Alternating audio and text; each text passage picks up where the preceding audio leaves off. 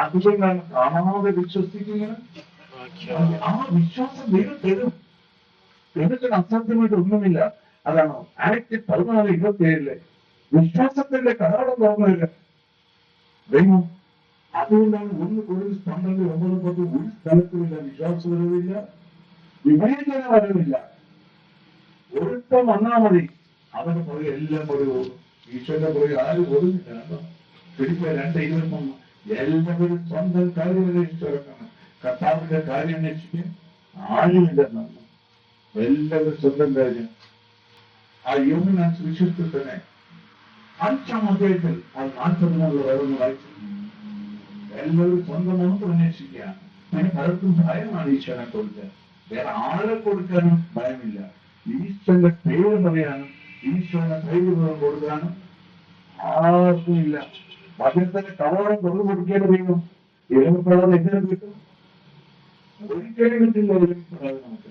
അതുകൊണ്ടാണ് കർത്താവിന്റെ വചനം ഞാൻ പാപം ഏറ്റു പറയുന്നതാണ് ദൈവം കരുണ കൊടുക്കുന്നത്.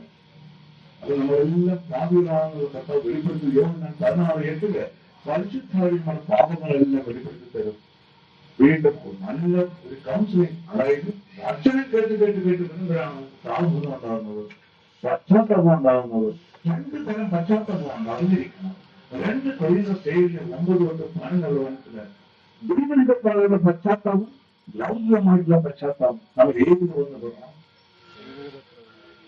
ദൈവനികപ്രകാരമുള്ള പശ്ചാത്തലം. അതാണ് നേരത്തെ സിസ്റ്റർ പറഞ്ഞ ഉൽപ്പത്തി 1:2 തരംഗം ഒന്നും മുട്ടിയിരിക്കുന്നെങ്കിലേ ദൈവമേ പ്രാർത്ഥിക്കുക. തരംഗം വന്ന് മുട്ടുമ്പോഴാണ് മാനസാന്തരത്തിന്റെ കുറവ് വരുന്നത്. ദൈവം പ്രത്യേകം വീണ്ടും പറഞ്ഞത് ഈ പോലെ തെരഞ്ഞെടുപ്പ് ഉറപ്പിക്കണമെന്നാണ് ഇഷ്ടം. 2 അതുപോലെ വിശ്വസ്തരായി വരണമെന്നാണ് വെളിപ്പാട് 17:14. ആദ്യമുണ്ടായിരുന്ന സ്നേഹം അവസാനം വരെ ഉണ്ടാവണം.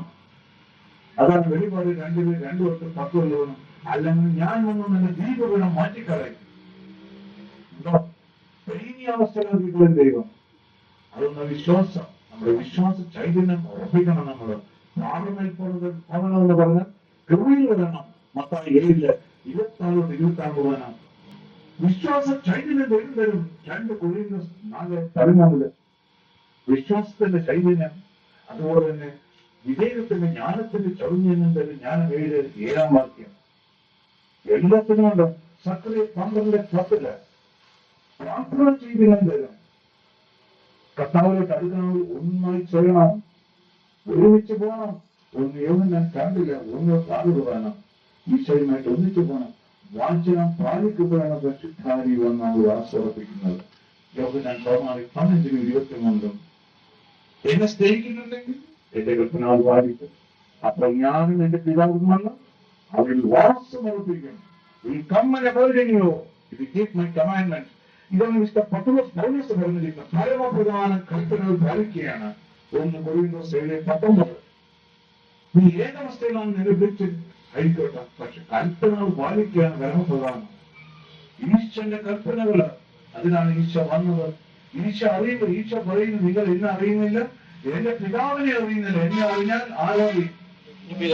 പിതാവിനെ. യോഹന്നാൻ 8:19 ഞാനാണ് വഴി സത്യവും ജീവൻ, എന്നെ കൂടെയല്ലാതെ ആർക്കും എന്റെ പിതാവായി ദൈവത്തെ അറിയാൻ സാധ്യമല്ല. യോഹന്നാൻ 14:6 ഈശോയുടെ ആരും അറിഞ്ഞാൽ അവസാനിക്കുക ഇല്ല, ഒരിക്കലും അവസാനിക്കുക ഈശ്വരൻ അറിഞ്ഞാൽ. അതുകൊണ്ടാണ് സ്നേഹത്തിന് അവസാനമില്ലെന്ന് മിസ്റ്റർ പൗലോസ് അളവില്ല, വീതിയില്ല, ഉയരമില്ല എന്നല്ല. എഫെസോസ് 3:14-19 വനത്തില്, ജെറമ്യ 31:3 അനന്തമാണ് സ്നേഹമെന്ന്. നമ്മൾ ഏറ്റവും കൂടുതൽ സ്നേഹിക്കുന്നത് പറയാനാ നിങ്ങളുടെ ഭവനത്തില് അത് തന്നെ പറയാം. വലത്തത്തെ അറിവുകൊണ്ടാണ് ആരാണ് സ്നേഹിക്കുന്നത്? ആരാണ് അമ്മ. അല്ലെ? ആ അമ്മയേക്കാൾ എത്ര കൂടുതലാണ്? ഏറ്റമേക്കാളും കൂടുതൽ സ്നേഹിക്കുന്നത് യേശയ്യാണ്. 49:15 കണ്ടു. അമ്മ നിങ്ങൾ ആത്മീയമായിട്ട് വരാത്തവനാണ്. അസ്വന്തം അപ്പനാണോ വലുത്, ആത്മാവിന്റെ അപ്പനാണോ വലുത്? പറയാമോ? സ്വന്തം കണ്ണ് കഴിച്ചു കൊടുത്തിരുന്ന അപ്പം മുഖം മാറ്റിട്ട് വരും ഇല്ലേ? മുഖം കഴിച്ചു കൊടുത്ത് ആജ്ഞാഗുരുവോ എപ്പോഴും 12 കേൾക്കുക 5 തൊട്ട് 14 കാലത്ത് ആജ്ഞാഗുരു എന്താണ് നിങ്ങൾ ചെയ്യുന്നത്? എല്ലാത്തിനും വചനമുണ്ട്. യേശയ്യാ 34:16 അത് നിങ്ങൾ കണ്ടുപിടിക്കണം. ഇന്ന് രാത്രി കുശുമ്പിനെ പോകരുത്. വഴക്കും കുശുമ്പോഴാണ് വാചകം എടുത്ത് വെച്ച് കണ്ടുപിടിക്കണം എവിടെയെല്ലാം ഉണ്ടെന്ന്. അസൂയ തർക്കമാണ്. പിന്നെ ജഡത്തിലായി നമുക്ക് മൂന്നുള്ളവന് 5 കാര്യങ്ങൾ ദൂരെ കാണാവുന്നു. നിങ്ങൾ എല്ലാ തിന്മയും വഞ്ചന, കാപട്യം, അസൂയ, അപമാനം ഉപേക്ഷിച്ചെന്തോരും രക്ഷയിലേക്ക് വളർന്നു വരേണ്ടത് നിങ്ങൾ പരിശുദ്ധവും ആത്മീയവുമായ പാലിന് വേണ്ടി ഇളം പൈതങ്ങളെ പോലെ കുഞ്ഞുങ്ങളെപ്പോൾ വഹിക്കണം. പ്രിയമോ അപ്പോഴാണ് കർത്താവ് പോലെ വാസ്തവിപ്പിക്കുന്നത്. കുഞ്ഞുങ്ങളെ പോലെ ആകെ ആർക്കും ദൈവരാജ്യം പ്രവേശിക്കാൻ സാധ്യമല്ല. മക്കളായി 18 1 കാണിച്ചുള്ളവരാണ് ആ കുഞ്ഞുങ്ങൾക്ക് വന്ന്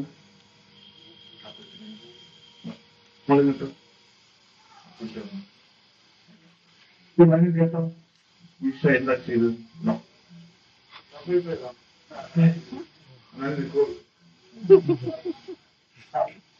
വായിച്ചു. ശിഷ്യന്മാർ യേശുവിനെ സമീപിച്ച് ചോദിച്ചു, സ്വർഗരാജ്യത്തിൽ വലിയവൻ ആരാണ്? യേശു ഒരു ശിശുവിനെ വിളിച്ച് അവരുടെ മധ്യയെ നിർത്തിക്കൊണ്ട് അറിയിച്ചു, സത്യമായി ഞാൻ നിങ്ങളോട് പറയുന്നു, നിങ്ങൾ മാനസാന്തരപ്പെട്ട് ശിശുക്കളെ പോലെ ആകുന്നില്ലെങ്കിൽ സ്വർഗരാജ്യത്തിൽ പ്രവേശിക്കുകയില്ല. ഈ ശിശുവിനെ പോലെ സ്വയം ചെറുതാകുന്നവരാണ് സ്വർഗരാജ്യത്തിലെ ഏറ്റവും വലിയവൻ.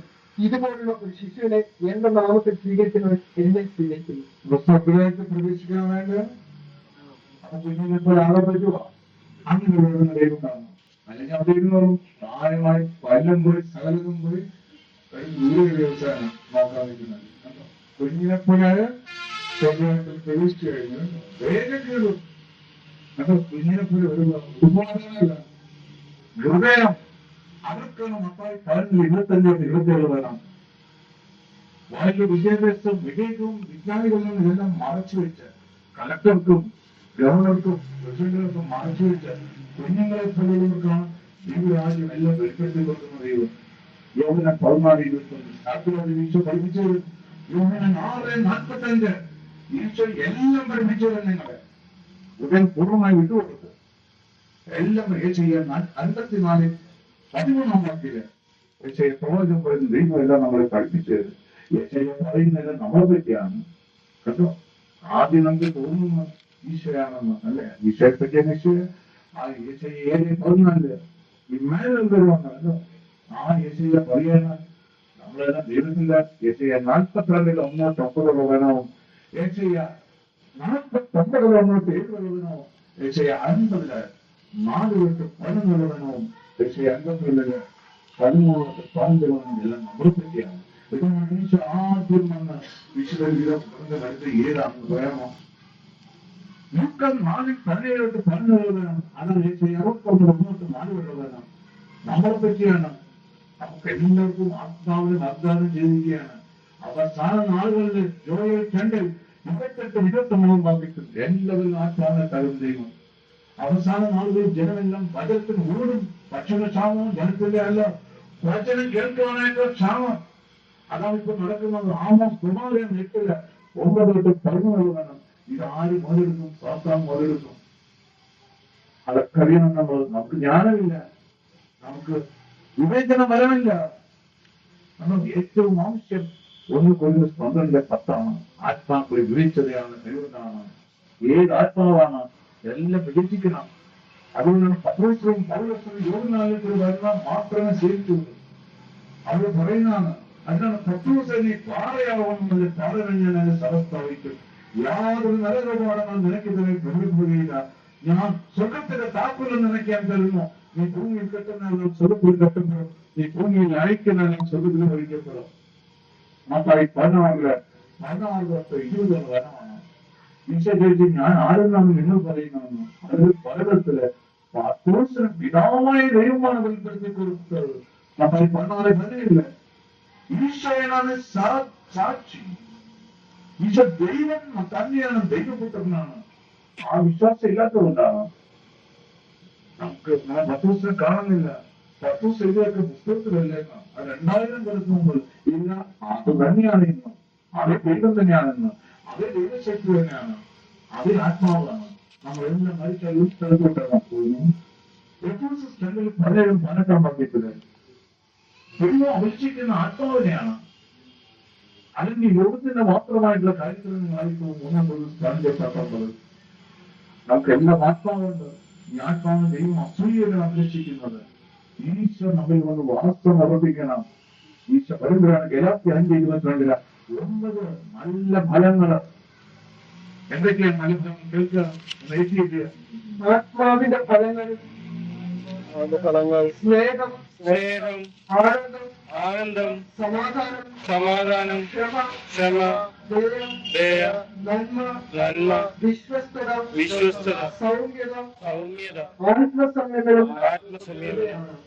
ഈ 9 ഗുണങ്ങളുടെ അപ്രദേശം പാടുന്ന ആത്മാവ് ഏതെങ്കിലും ആത്മാവ് വരുന്നത് കർത്താവിന്റെ ആത്മാവ് അവന്റെ മേൽ ആവസിക്കുന്നു.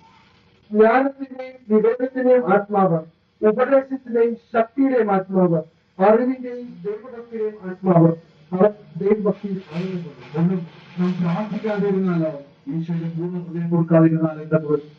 അതുകൊണ്ട് 2 കൊരിന്ത്യർ 12:20 8 നല്ല ഗുണമാ ചീത്ത ഗുണമോ പ്രവർത്തിക്കുന്നത് എന്ത് വരും? നല്ലതാണോ ചീത്തയാണോ? പ്രാർത്ഥിക്കാതിരുന്നാണ്. ഒരു പക്ഷേ ഞാൻ വരുമ്പോൾ ഞാൻ ആഗ്രഹിക്കുന്ന നിലയിൽ നിങ്ങളെയും നിങ്ങൾ ആഗ്രഹിക്കുന്ന നിലയിൽ എന്നെയും കാണാതിരിക്കുമോ എന്ന് ഞാൻ ഭയപ്പെടുന്നു. നമ്മൾ രണ്ടുപേരും ഉപയോഗിക്കുന്നു. കലഹം, അസൂയ, കോപം, മാത്സര്യം, അപവാദവും, പരദൂഷണവും, അഹന്ത, അസ്വസ്ഥതയുമായി. അയ്യോ, എനിക്ക് അസ്വസ്ഥയാണെന്ന് എപ്പോഴും നടക്കും. രാവും പകലും എന്തുകൊണ്ടാണ് ഈശ്വരൻ അതേക്കുറിച്ച് കുറിക്കുന്നില്ല? 1:13-16 യോഹന്നാൻ 14:1 നിന്റെ ഹൃദയം അസ്വസ്ഥമാണ്, നീ എന്നെ വിശ്വസിക്കുക, എന്റെ പിതാവായി ദൈവത്തിനെ വിശ്വസിക്കുക. അതുകൊണ്ടാണ് ഇതെല്ലാം വരുന്ന അസ്വസ്ഥതയെല്ലാം വരുന്നത്. നാം പൂർണ്ണതയും വിട്ടുകൊടുക്കത്തില്ല. സങ്കീർത്തനം 119:58 വാക്യത്തിൽ എന്താണ് കേൾക്കുക? ദൈവത്തിന്റെ കൃപ വരുന്നതിന് പൂർണ്ണമായിട്ട് വിട്ടുകൊടുക്കുമ്പോഴാണ്. പൂർണ്ണ ഹൃദയത്തോടുകൂടെ ഞാനിനെ തേടുന്നു, അങ്ങയുടെ വാഗ്ദാനത്തിനൊത്തവരും എന്നോട് കൃപ തോന്നുന്നു. അങ്ങയുടെ വാഗ്ദാനത്തിനൊത്തവരും കൃപ തോന്നണേ. അതാണ് സങ്കീർത്തനം 119:36 വാക്യത്തില് 69 വാക്യത്തില് പൂർണ്ണതയാണ് ദൈവം ആഗ്രഹിക്കുന്നത്. ഞാൻ അങ്ങയുടെ പ്രമാണം പാലിക്കാനും പൂർണ്ണ ഹൃദയത്തോട് അത് അനുസരിക്കാനും വേണ്ടി എനിക്ക് അറിവ് നൽകുന്നു. ഈ പൂർണ്ണ ഹൃദയം വരുന്നതാണ് ദൈവം കൃപ തരുന്നത്. നമുക്ക് എല്ലാവർക്കും വേണം. ഇപ്പൊ പൗരത്തെല്ലാം കണ്ടുകൊണ്ടാണ് പറഞ്ഞത് 7000 പേര് മാത്രമേ ഞാൻ മാറ്റി നിർത്തിയിട്ടുള്ളൂ. റോമ 12:4. അതാണ് ഒന്ന് വേണ്ടിട്ടുള്ള 19 പറഞ്ഞിട്ടില്ല. ഈ വചനത്തിൽ വിശ്വാസം കൊടുക്കുന്നില്ലായിരുന്നു. പട്ടം കൊടുത്തിട്ടില്ല വിശ്വാസം വചനത്തില്. എന്തിനു വേണമെങ്കിൽ കൊടുക്കാം, ഏത് പേരില്ല. ഈശ്വരന്റെ വചനത്തിൽ മാത്രം കൊടുക്കുന്നില്ല. വചനമാണ് സത്യം, വചനമാണ് ജീവിതം, വചനമാണ് ഈശ്വരൻ, വചനമാണ് ദൈവം, വചനമാണ് സ്വർഗം, വചനമാണ് എല്ലാം. വചനം കേൾക്കുമ്പോഴാണ് നിങ്ങൾ അതിന്റെ പുറകെ അതിന് മക്കളായി പറയുന്നല്ല. 31-33 കാലത്തില് ഒന്ന് വായിച്ചു. വേറൊരു രൂപം അവൻ അവരോട് പറഞ്ഞു, സ്വർഗരാജ്യം ഒരു വൈദ്യം പറഞ്ഞ് അടുക്കള പ്രദർശനം. അത് എല്ലാ വിത്തിനെയും ചെറുതാണ്, എന്നാൽ വളർന്നു കഴിയുമ്പോൾ അത് മറ്റു ചെടികളെക്കാൾ വലുതായി ആകാശ പറവകൾ വന്ന് അവരുടെ ശിബിരങ്ങളിൽ ചേക്കേറാൻ തക്കവിധം മരമായി തീരുന്നു. മറ്റൊരു രൂപം അവൻ അവരോട് പറഞ്ഞു, 3 ഇടങ്ങളിൽ മാവിൽ അത് കുളിച്ചു പോകണം. ഒരു സ്ത്രീ ചേർത്ത കുളിച്ചിന് സദൃശമാണ്. 47 മക്കളായി പറയുന്നുണ്ട്. സ്വർഗരാജ്യം വയലിൽ ഒളിച്ചു വെച്ചിട്ടാണ് ഇരിക്കുന്നത്. അത് കണ്ടെത്തുക. അത് കണ്ടെത്തുന്നവൻ അത് മാറ്റി വെക്കുകയും സന്തോഷത്തോടെ പോയി തനിക്കുള്ളതെല്ലാം വിറ്റ് ആ വയൽ വാങ്ങുകയും ചെയ്യുന്നു. വീണ്ടും സ്വർഗരാജ്യം നല്ല രത്നങ്ങൾ ചെയ്യുന്ന വ്യാപാരിക്കത്തില്ല. അവൻ വെളിയേറെ ഒരു രക്തം കണ്ടെത്തുമ്പോൾ പോയി തനിക്കുള്ളതെല്ലാം വിറ്റ് അത് വാങ്ങുന്നു. അത് കണ്ടെത്തി കഴിയുമ്പോഴോ ഈശോ കൊണ്ടുപോകും, കൃപയിൽ കൊണ്ടുപോകും. ഈശോ എല്ലാം പ്രവർത്തിക്കുന്ന കൃപയാണ്. ഇതാണ് വിശുദ്ധ പൗലോസ് പറഞ്ഞത്, എനിക്ക് എന്തുമാത്രം മതിയെന്ന്. കൃപ മാത്രം മതി. ഞാനല്ല പ്രവർത്തിക്കുന്ന 1 കൊരിന്ത്യർ 15:10 ഞാനല്ല പ്രവർത്തിക്കുന്നത്, ഞാൻ എന്തായിരിക്കുന്നോ അത് ദൈവ കൃപയാലാണ്. ദൈവം എന്റെ മേൽ ചൊരിഞ്ഞ കൃപ നിഷ്ഫലമായി പോയിട്ടില്ല, മറിച്ച് മറ്റെല്ലാവരെക്കാൾ അധികം ഞാൻ അധ്വാനിച്ചു. എന്നാൽ ഞാനല്ല, എന്നിലുള്ള ദൈവ കൃപയാണ്. ഈ ദൈവകൃപയാണ് അധ്വാനിക്കുന്നത്, നമ്മളല്ല ചെയ്യുന്നത്. ദൈവത്തിന്റെ കൃപയാണ്. അതാണ് ഭീഷ്മ ഉണ്ടാക്കുന്ന ദൈവം. അതോ ഇതുകൊണ്ട് പാപത്തിൽ നടക്കുന്ന നമുക്ക് ഒന്നും അറിഞ്ഞു. നാം എല്ലാം കവിളായിരുന്നു. അല്ല അല്ല എല്ലാ തൊഴിലാണ് ഒറ്റ അണ്ണമില്ല. ഈശോ വിളിച്ച് അതാണ് 1 യോഹന്നാൻ 1:5-10 പറഞ്ഞു, പാമ്പില്ലെന്ന് പറയുന്നത് വ്യാജം പറയുന്നത് കള്ളനാണ്, കപടനാണ്. യോഹന്നാൻ 8:44 നുണയും നുണയുടെ പിതാവുമാണ്. പാപം ഏറ്റു പറയുന്നത് ദൈവം കരുണ കാണിക്കുന്നു, ഭയങ്കര കരുണയാണ്.